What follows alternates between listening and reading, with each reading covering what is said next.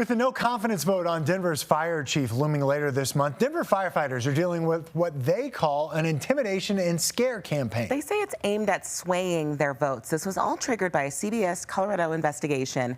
All reporting led to an independent investigation from the city that showed the fire chief and his top commanders were pocketing tens of thousands of dollars every year by giving themselves comp time, which allowed them to cash in their vacation time. Your investigator Brian Moss broke that story and has brought us a series of investigative reports. He joins us in studio now. And Brian, you obtained a series of letters that have been sent to Denver firehouses aimed at influencing the upcoming election.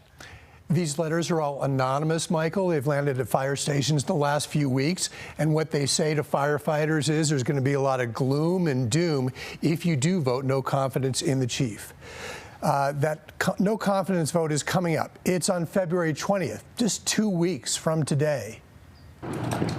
Last month, Denver firefighters moved to put a no confidence vote on their chief, Desmond Fulton, to the general membership. The firefighters are tired of being devalued, tired of not having any input, and I think their input is going to be that they would like to see a change in administration. Assistant Chief Pat Hines helped push the no confidence vote. It's a big deal. I won't deny that at all, and I wish it hadn't come to this. The no confidence vote was sparked by a CBS News investigation nearly a year ago that found the chief and top commanders were awarding themselves comp time, which allowed them to cash in tens of thousands of dollars in unused vacation time each year. An independent investigation commissioned found the practice was illegal, hypocritical, problematic, and an organizational failing. But in this letter last month to the fire department, Mayor Mike Johnston made it clear he had no intention of disciplining Fulton or anyone else for the comp time scandal. Firefighters believe the mayor is giving Fulton a free pass for doing what might have cost lower-level employees their jobs. And here we are, and everybody's really upset. Recently, these anonymous letters have landed at Denver firehouses, suggesting a no-confidence vote in the chief will impact upcoming negotiations for a new contract. A vote of no confidence will affect how much money you make in the future, said one letter. The city is already pissed off about the vote. A vote against the chief will not bode well for a big pay increase we deserve. Think about the implications of voting Desmond out.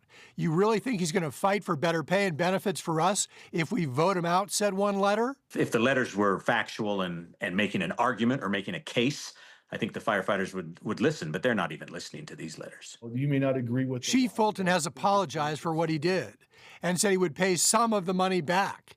He's declined our repeated requests for an interview. But last August, in a public meeting, he talked about equity in his department. And, I don't think people can argue accountability. If we all hold ourselves accountable at every level, then that's being fair and that's being equitable. They expect accountability from the top on down, and then to hear or to be told that we should look the other way, ignore the facts, pretend like nothing happened, and keep our mouths shut. It's very frustrating. A no confidence vote does not carry any legal implication and does not mean the chief will lose his job, but it is very much an expression of how the rank and file feel about the leadership of their department. And of course, interesting that those letters are coming anonymously. Brian, you've been on top of this story. You broke this story, so we know you will stay on top of it for us and let us know what happens here in a couple weeks. Will do. Thanks, Brian.